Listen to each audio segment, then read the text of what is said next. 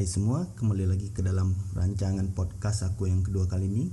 Seperti yang telah aku janjikan dengan korang pada podcast yang pertama hari itu, kali ini aku akan berkongsi sedikit lah tentang petua dan pantan larang yang masih diamalkan oleh masyarakat Melayu Sarawak kini. Jadi segala maklumat yang aku dapat ni adalah berdasarkan daripada para responden aku, di mana kebanyakan mereka adalah golongan remaja. Okey, kita teruskan dengan pantang larang yang pertama, iaitu pengantin tidak dibenarkan untuk tengok bawah katil selama mereka masih bergelar pengantin. Seperti yang kita tahu bahawa pantang larang ni diamalkan oleh golongan pasangan yang sudah berkahwin. Masyarakat Melayu ni dia percaya bahawa perbuatan ni dapat menyebabkan pengantin dikacau oleh peraja sekiranya mereka melakukan perbuatan tersebut. Bagi korang yang tak tahu peraja tu apa, okey, nanti aku explainkan. Peraja ni adalah makhluk halus mengikut kepercayaan masyarakat setempat. Jadi diorang ni percaya bahawa perbuatan ni dapat menyebabkan para pengantin ni dikacau oleh makhluk halus sekiranya mereka buat perbuatan tersebut. Jadi secara praktikalnya pantang larang ni diorang gunakan untuk mengelakkan pasangan tersebut daripada terjatuh ataupun tercedera lah semasa melakukan perbuatan tersebut. Jadi memang patutlah pantang larang ni diamalkan dalam kalangan masyarakat ni, supaya mereka dapat menjaga pasangan pengantin supaya dapat berehat dengan tenang selepas majlis perkahwinan mereka tu habis.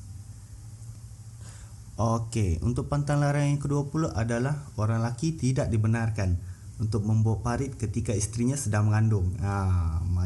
Nampak macam best kan geng? Okey, pantang larang ni sebenarnya masih lagi diamalkan oleh kebanyakan masyarakat tempatan. Ini termasuklah masyarakat Melayu Sarawak ataupun masyarakat lain, termasuklah masyarakat Iban, di mana kedua-dua masyarakat ni masih mengamalkan pantang larang tersebut. Okey. Masyarakat Melayu ni percaya bahawa perbuatan ni ianya dapat mengakibatkan mulut si anak yang akan lahir nanti menjadi sumbing ataupun menjadi bisak dalam sebutan orang Melayu Sarawak ni.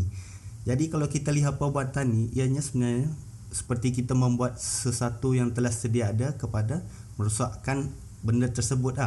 Mungkin sebab inilah diorang ni takut perbuatan ni terjadi dekat anak orang nanti. Dekat masyarakat Iban ni kan, kalau kita tengok diorang tu sedang buat satu benda masa isterinya sedang mengandung, jadi kita tak boleh tegur. Sebab perbuatan tu, kalau kita tengok kan, perbuatan menegur diorang tu macam menyebabkan diorang ni akan kempunan nanti. Kempunan ni dia macam terkena dekat anak diorang yang macam pantang larang ni tadi. Sekiranya suami mereka ni diorang buat parit, jadi itu akan mengakibatkan anak mereka yang akan lahir nanti menjadi sumbing. Macam itulah. Okey, kita berbalik kepada perkongsian kita yang ketiga, iaitu petua orang yang lepas bersalin. Iaitu wanita yang sudah bersalin, ia tidak boleh makan makanan yang sejuk seperti kangkung, bayam dan mentimun. Masyarakat ni percaya bahawa makanan ni ianya dapat menyebabkan proses aliran darah mereka menjadi lambat dan menyebabkan tubuh badan mereka lambat untuk pulih. Seperti yang kita tahu, tubuh badan perempuan ni masa diorang ni telah bersalin lah kan, so tubuh badan diorang tu akan jadi lemah. Sebab itulah mereka dilarang untuk makan makanan sejuk ni, supaya mereka dapat kumpulkan balik tenaga-tenaga mereka yang telah habis tu. Jadi sebab itulah orang Melayu tempatan ni percaya bahawa makanan sejuk ni dapat melambatkan proses pemulihan tubuh badan wanita-wanita yang telah mengandung. Okey, untuk pantang larang yang satu ni mesti korang dah tak asing lagi kan, iaitu apa ni? Tidak boleh mengetip kuku semasa malam hari.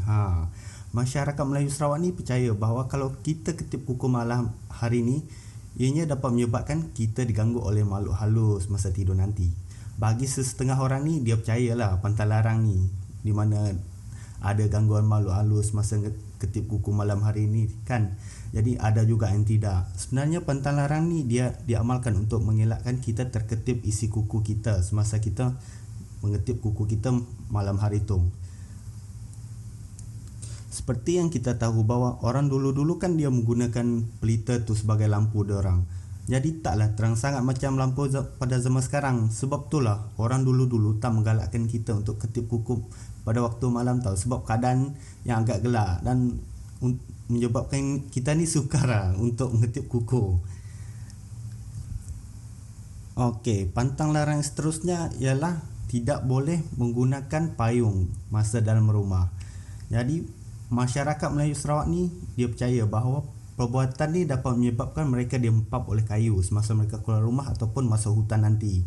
Kebanyakan orang dulu-dulu ni taklah besar sangat kan rumah dia orang dulu ni.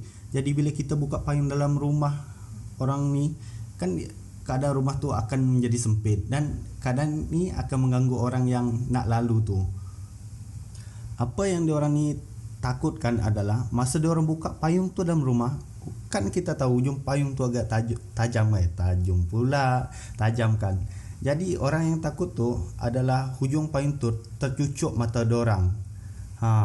Tapi kita taklah boleh menyangkal perkara di mana perbuatan ataupun di mana tadi yang diorang ni akan dihempap oleh kayu tu, taklah kita boleh sangkalkan sebab diorang ni lebih dahulu makan garam daripada kita semua. Jadi kalau kita nak percaya tu boleh, tapi kalau kita tak percaya tu boleh juga kan, itu tergantung terhadap diri kita sendiri. Okey, masyarakat Sarawak ni juga turut mengamalkan pantang larang semasa sedang masak, di mana anak dara tidak boleh menyanyi semasa sedang masak. Pantang larang ni diorang amalkan disebabkan mereka percaya bahawa perbuatan ni dapat menyebabkan anak dara mereka akan berkahwin dengan orang tua. Orang tua yang dimasukkan dalam pantang larang ni macam atuk-atuk orang Pantang larang ni sebenarnya untuk anak dara, di mana pantang larang ni diamalkan oleh mereka untuk mengelakkan air liur mereka tu terjatuh ke dalam benda yang mereka masak. Bila benda ni berlaku kan, makanan yang dimasak oleh mereka tu akan tercemar disebabkan oleh air liur mereka yang masuk dalam makanan tersebut.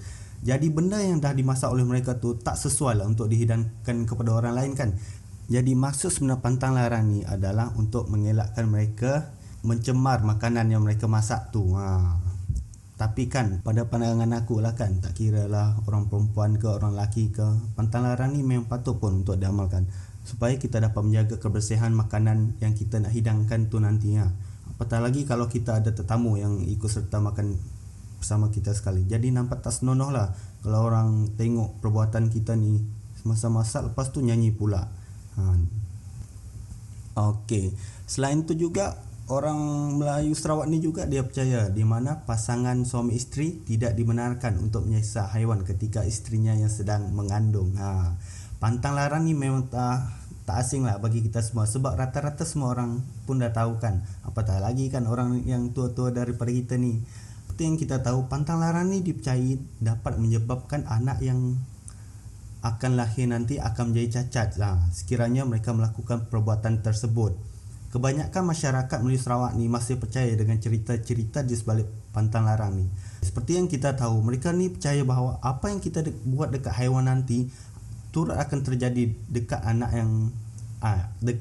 kita yang akan lahir nanti. Jadi sebab itulah pantang larang ni begitu famous dekat seluruh kalangan masyarakat kita ni. Terusnya pula adalah pantang larang yang satu ni pun sudah tak asing lagi bagi kita, di mana kita dilarang untuk duduk di atas bantal. Takut punggung kita nanti akan tumbuh bisul. Pantang larang ni kebanyakannya kerap dilakukan oleh golongan kanak-kanak kerana bagi diorang ni bantal tu sebagai benda yang untuk duduk sebab bantal ni kan empuk, jadi selesa untuk diorang duduk. Seperti yang kita sedia maklum, bantal ni adalah objek yang digunakan untuk kita mengalas kepala masa rehat ataupun tidur. Jadi perbuatan duduk di atas bantal tu agak kurang elok sebab bantal ni kan benda yang kita gunakan untuk alaskan kepala. Jadi bila kita guna bantal ni untuk duduk ni, dia macam tak senonoh. Jadi untuk bisul tu pula ianya orang tua dulu untuk gunakan untuk takutkan anak-anak sebab bila kita sebut bisul tu kan, tu adalah benda yang paling takut sekali sebab yang sakit memang tak ada ubat Jadi sebab itulah pantang larang ni diorang buat supaya untuk mengelakkan kanak-kanak daripada duduk di atas bantal. Okey, masyarakat Melayu ni juga diorang masih amalkan pantang larang di mana selepas makan mereka tidak boleh berlengah-lengah semasa membasuh pinggan untuk mengelakkan lambat mendapat menantu. Jadi bila sebut pasal menantu ni kan, confirm ibu bapa laju je suruh anak mereka ni buat kerja. Jadi pantang larang ni sebenarnya dibuat supaya anak-anak mereka tidak liat. untuk menolong ibu bapa mereka dalam melakukan kerja-kerja di rumah.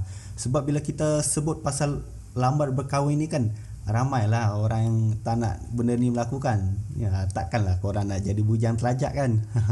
Pantai larang ni dibuat untuk mengelakkan sisa-sisa makanan tu terbiar je dalam keadaan kotor. Jadi sebab itulah ianya digunakan untuk mencegah anak-anak kita daripada membiarkan benda tu terbiar je. Okey, untuk pantang larang yang satu ni kan korang confirm dah tahu kan, di mana masyarakat Melayu Sarawak ni dia orang masih mengamalkan pantang larang tidak boleh bermain selepas waktu maghrib.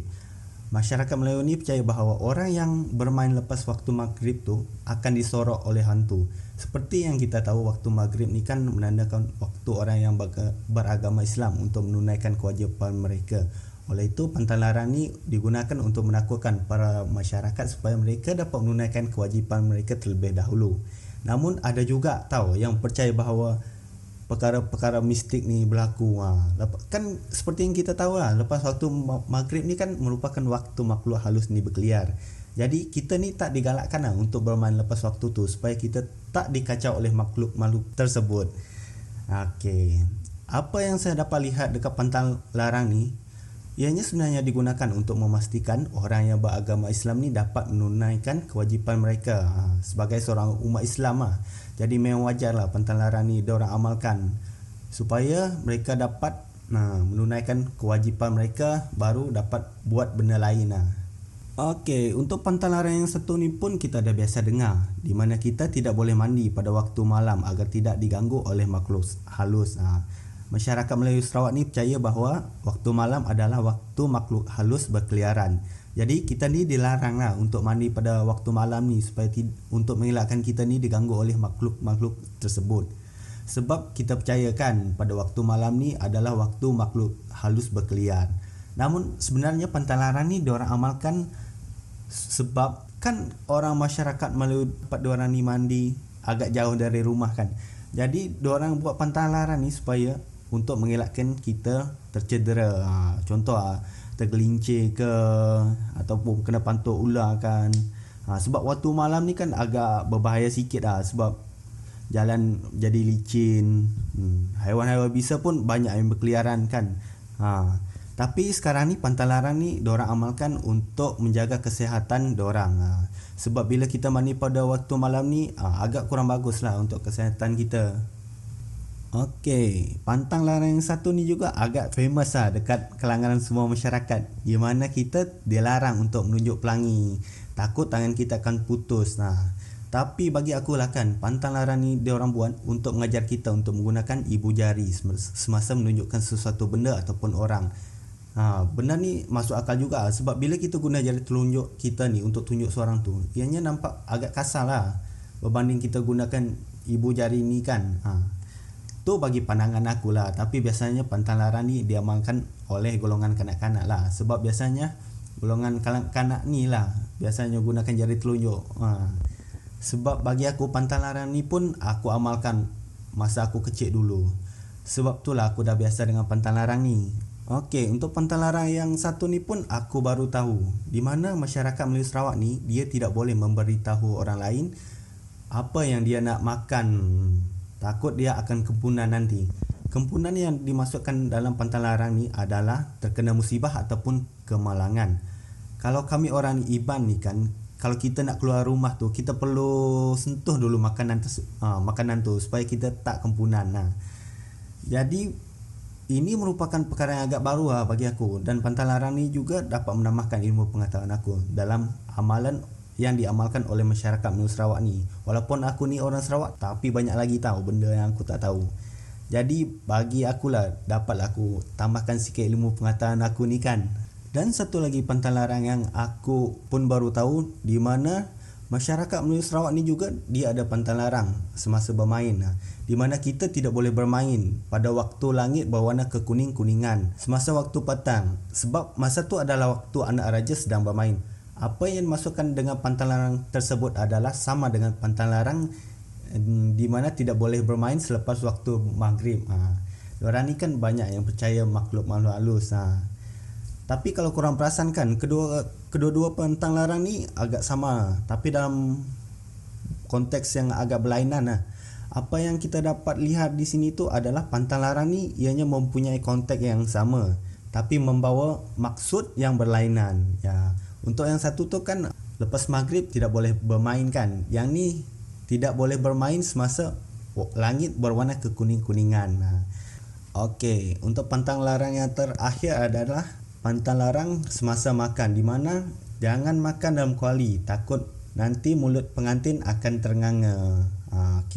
Okey, untuk pantang larang ni sebenarnya diamalkan oleh pengantin lah. Kalau kita tengok kan perbuatan masa kita makan dalam kuali tu agak kurang senonoh ha. Jadi sebab itulah pantang larang ni diorang buat tau, untuk mengelakkan kita melakukan perbuatan yang tak senonoh tu. Bila korang makan dalam kuali tu kan, korang tengoklah kuali tu kan agak besar. Okey, sebab itulah pantang larang ni diorang buat untuk mengelakkan kita ni tidak buat benda yang pelik-pelik. Okey, setakat tu je lah kongsian aku dengan korang hari ni. Dan kalau korang ada sebarang pertanyaan, korang boleh tanya dekat ruangan komen di bawah ni. Okey, sekian, terima kasih dan jumpa lagi untuk podcast aku yang 3. Okey guys.